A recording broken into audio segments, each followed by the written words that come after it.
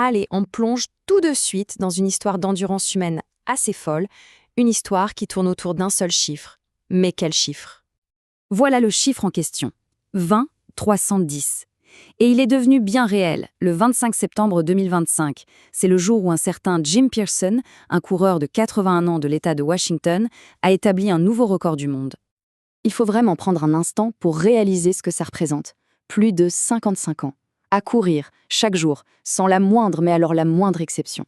C'est tout simplement la plus longue série de courses jamais enregistrée officiellement. Une discipline qui défie l'imagination. Bon, alors qu'est-ce que ça signifie au juste, un record de strict de course? C'est quoi les règles du jeu? En fait, d'après les organisations comme la Strict Runners International, c'est assez simple sur le papier. Il faut courir au moins 1 miles, donc un peu plus d'1,5 km, chaque jour. Et pour que ça devienne officiel, il faut tenir comme ça pendant au moins une année complète. Et donc avec cette 20e 310e course, Pearson a fait tomber le record d'une autre légende, John Sutherland. C'est un vrai passage de flambeau, un record qui paraissait inaccessible. Mais attention, pour comprendre comment une telle série est possible, il ne faut pas seulement regarder la discipline du quotidien. Non, ce record il a été construit sur des fondations, celles d'un athlète d'élite. Parce que oui, bien avant d'être l'homme du strict, Pearson était un sacré coureur. Il s'est qualifié 2 fois pour les sélections olympiques du marathon et il a même établi un record national sur 50 miles. Rien que ça. Et pour donner une idée du moteur, il s'entraînait en courant plus de 160 km par semaine. Pas juste pour un stage, pendant plus de 10 ans. C'est ce jour de base qui permet, des années plus tard, de bâtir l'impossible. Alors, comment tout ça a commencé? Comment une telle odyssée a-t-elle pu démarrer? Eh bien, tout est parti d'une simple promesse, faite il y a plus d'un demi-siècle. La série a commencé précisément le 16 février 1970. En fait, elle est née d'une frustration. La veille, une maladie l'avait cloué au lit et l'avait empêché de faire sa course. Alors ce jour-là, il s'est fait une promesse à lui-même. Un vœu. Celui de ne plus jamais, au grand jamais, rater une seule journée de course. Et il a tenu parole. Évidemment, tenir une promesse pareille pendant 55 ans, ce n'est pas un long fleuve tranquille. Cette série n'a pas été maintenue dans des conditions parfaites, loin de là. Elle a été forgée dans l'épreuve. Au fil des décennies, Pearson a dû courir malgré des obstacles qui auraient stoppé n'importe qui d'autre.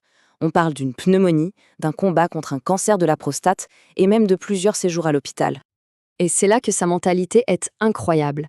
Pour lui, la question n'a jamais été si il allait courir, mais toujours comment il allait pouvoir le faire sans prendre de risques, même dans les pires journées.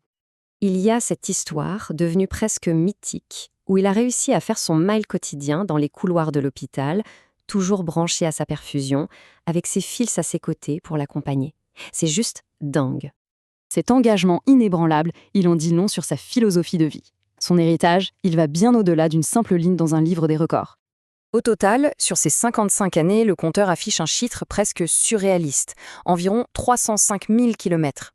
Pour qu'on se représente bien la chose, 305 000 km, c'est l'équivalent de faire plus de 7 fois le tour de la planète Terre. Et ça donne une moyenne d'environ 15 km par jour, tous les jours. Son secret, finalement, c'était peut-être de ne jamais regarder la montagne entière. Il se concentrait uniquement sur la journée en cours, avec cette idée simple en tête, je vais juste passer cette journée. Et puis son héritage, c'est aussi celui d'un coach, d'un mentor. Il a été entraîneur pendant presque 40 ans. Et surtout, il a inspiré son propre fils, Joël, qui est lui-même sur une série de plus de 25 ans de courses quotidiennes. La passion, ça se transmet. Et tout ça, ça amène une question assez profonde, non ? Finalement, est-ce que la vraie persévérance, ce n'est pas de viser un grand objectif lointain, mais plutôt d'accumuler une très très longue série de « juste pour aujourd'hui »